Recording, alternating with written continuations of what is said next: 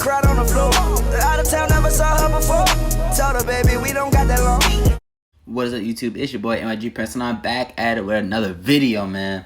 Now, I'm doing this type of video, a video where I don't show my faces because my hair right now is looking horrible, man. And I don't want y'all guys to see that, man. Y'all might dislike the video seeing how bad my hair looks right now, man. But, you know, man, I hope y'all guys are just staying safe, though.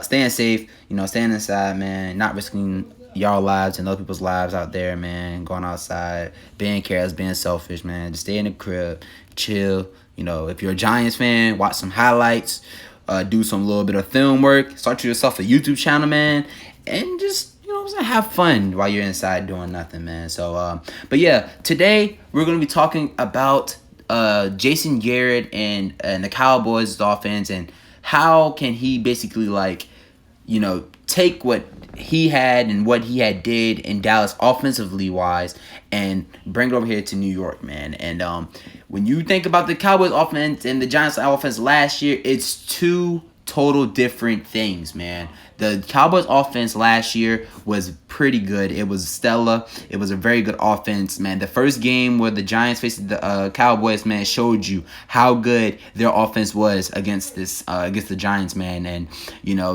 last year the Cowboys, you know, record-wise didn't do so well, but the offense really did. They were number one in offensive yards. Number one in offensive yards because, you know, Dak Prescott had 4,902 yards last year passing the ball. So, and they have a great running game with Ezekiel Elliott at helm. So, you know, that's one year where they actually came together and they worked pretty good as a duo. You know, number one yards per drive. You know, actually, you know, having those drives where they aren't, you know, losing yards, fumbling the ball. You know, they're actually working down the field. That was pretty good on their part also. They were number 5 in rushing yards. Ezekiel Elliott, you know, and Tony Pollard as their two running back back there in the backfield. And they had 4 games where they rushed over 200 rushing yards. And in those games, they did win those 4. And last year, the Giants only had 1 game when they rushed over 200 yards, which they did pretty good on the in the air and on the ground against the Redskins in the last almost to the last game of the year. You know, they did do pretty good in that game. You know, the Giants offensive yards wise, 23rd, you know, below average, you know, almost at the bottom of the barrel in league wise. 33 turnovers. That is the highlight. 33 turnovers. That's almost 2 turnovers a game, man. And we had to clean that up, man. We had to clean it up. The Cowboys only had 18 turnovers last year, man. That's less. They aren't giving the other team the ball. They're not doing that, and that's what the Giants have to do this year if they want to be successful. Not turning over the ball, not fumbling the ball, blocking. You know, we have to. We got to clean that up, man. And that comes on. That's on Daniel Jones' part because he fumbled the ball almost 16, 15 times last year. You know, and we're not even picking the ball back up when we lose it. We have to pick the ball up if we're gonna lose. If we're going to be able to win games this year, man, we cannot give teams the ball. That's point blank period. We have to clean that up, definitely. And I think with you drafting Andrew Thomas, you know, he's getting less hit. You know, he's getting less, you know, strip sacks and stuff like that. 23rd in yards per drive. We never really could get an actual drive started running down the field, completing passes, getting first downs, which we only had 187 of those last year to Dallas's 229, you know, man. So Jason Garrett, as a offensive coordinator, can he bring that to the Giants? Can he bring this? That was a very good offense last year. That was really good. Can he bring that to New York with Saquon Barkley and Daniel Jones? You know, one stat that really comes to me and thinks, well, Daniel Jones away is really good, because if you look at it here, last year Dak Prescott got sacked only 23 times. 23 times. On the other hand, Daniel Jones almost got sacked 36 times, I think. We got to clean that up. That's another reason why they drafted Andrew Thomas. We got to keep Daniel Jones upwards. That's another reason why we had to pass on a linebacker like Isaiah Simmons, because we got to protect our golden boy. We had to protect the franchise, and that's Daniel Jones, man. He proved that he could probably be a franchise quarterback, so let's protect him. And a stat that I never heard that I was researching on Daniel Jones last year. In away games, he threw 18 touchdowns and only 3 interceptions. Daniel Jones, that is awesome. Away games, those are very difficult games, definitely for a rookie. He threw 18 touchdowns and only 3 interceptions. That is really good. And the other thing about that is, in those away games, 8 games total, he only got sacked 17 times. 17 times. That's not that much. That's about almost 2 sacks per game. But it's basically almost 1 time a game. That is pretty good. That is pretty good right there, man. And when we can keep him up, he does pretty good.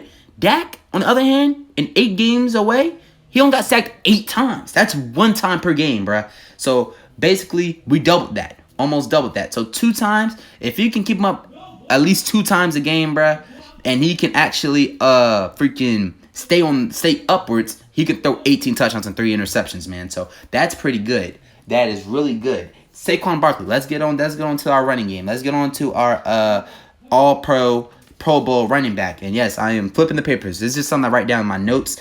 Saquon last year was a down year, a very disappointing year. He was injured majority of the season because he has to fight for every yard he gets. Saquon Barkley, coming into the NFL, never had an offensive line that could actually open up holes like Ezekiel Elliott. Ezekiel Elliott came through the league lighting it up because he walked in onto an offensive line that had Tyron Smith, Zach Martin, Travis Frederick, Lyle Collins blocking for him, creating holes. That really helped him. We have not helped Saquon Barkley a little bit with the offensive line we have, gave him to block for him. Now, I know Dave Gettleman has tried to do that. That's the reason why he signed Nate Solder. That's the reason why he traded for Kevin Zeitler in the Olivier Vernon trade. And he drafted Will Hernandez in 2018, excuse me. With Saquon, last year he was injured. He still got over 1,000 yards. That's pretty good. That was amazing that you can still get over 1,000 yards running basically with one leg healthy, and they drafted Andrew Thomas. They are building themselves an offensive line. Jason Garrett knows how important, out of everybody, he knows how important it is to have an offensive line if you want to succeed in this league, man. And this year, definitely, with the Giants' schedule, we have to go up against some very good pass rushers, some very good defensive lines, man, like the 49ers, like the Baltimore Ravens, like the Pittsburgh Steelers in the first game of the year. He knows how important it is to have a good offensive line to succeed. And with Daniel Jones as our quarterback, we know he has fumbling problems. We have to build an offensive line to stop that. We ain't gonna turn the ball over 30 times if he's not fumbling the ball 16 times. That's half of the turnovers right there.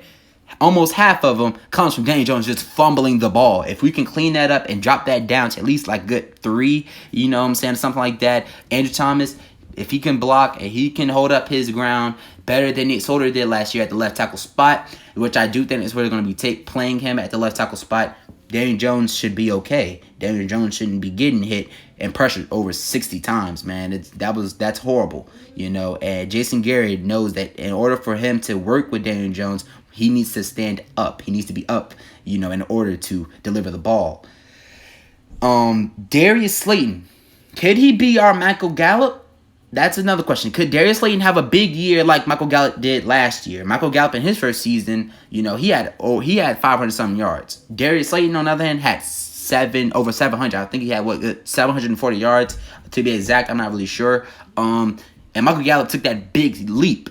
Can Darius Slayton do that? As Jason Garrett being our offensive coordinator, can he do that? Michael Gallup last year reached up over 1,100 yards with a good, 6 touchdowns, but he also had Amari Cooper on the other side of the football field, so he's getting a lot more of the attention while Amari Cooper's probably getting doubled. But, with that, if Darius Slayton can, take that big step, can he take that step like Michael Gallup did? Michael Gallup had 500. He went to 1,000 next year.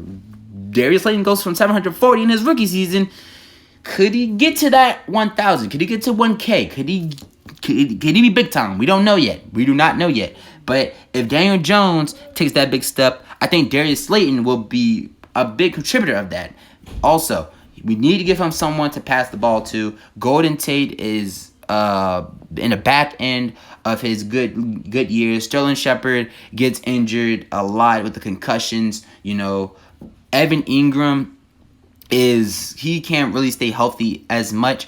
But if they could stay healthy, Daniel Jones could have those good seasons. I feel like definitely as Jason Garrett's being an offensive coordinator, man. Because Jason Garrett comes from Jason Witten being a good tight end, always being reliable to be there for his quarterback. If Daniel Jones can have that in Evan Ingram, that's another weapon that we have for him, And that's without even going out and signing a receiver or drafting a receiver, And let's give Daniel Jones some weapons. Andrew Thomas is being a building block as his left tackle for the years to come. That is good. Dak Prescott walked in on a good offensive line with Tyron Smith being his left tackle. Daniel Jones and Andrew Thomas, can he block for him for 15 years? That would be amazing. And do it efficiently, that would be amazing. You know what I'm saying? So, Daniel Jones, if he takes that big step, we have to protect him.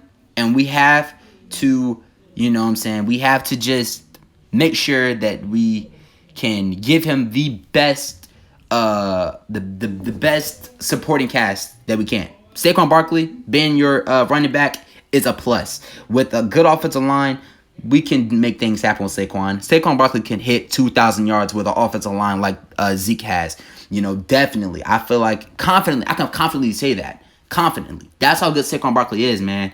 And, you know what I'm saying? If you think Jason Garrett can bring that offense to the Giants, man, leave a comment down below and like the video, man, because Joe just said that their offense is going to look similar to the offenses that Jason Garrett had played with, in the past. And if we can give Saquon Barkley holes and it won't make it so hard for him to reach to at least 5 yards without getting hit 5 times before he gets there, that's a plus. If we can leave Daniel Jones upward and we can have him, standing in the pocket, using his pinpoint awareness and just throwing out bombs and rockets out of the backfield, out of the quarterback spot, maybe we ain't got to worry about him getting sacked as much because we have an offensive line, man. And Jason Garrett's that type of guy who knows how important the offensive line is. So if you guys enjoyed this video, make sure you leave a like and comment down below what video you want me to do next. I do have another video coming out, and that's going to be the season, the record prediction based off of our schedule. I hope you guys enjoyed this video as much as I did. If you want more videos like this, leave a like, comment down below what you want me to do, man. And until then, it's been your boy NYG Prince. I'm out. Peace.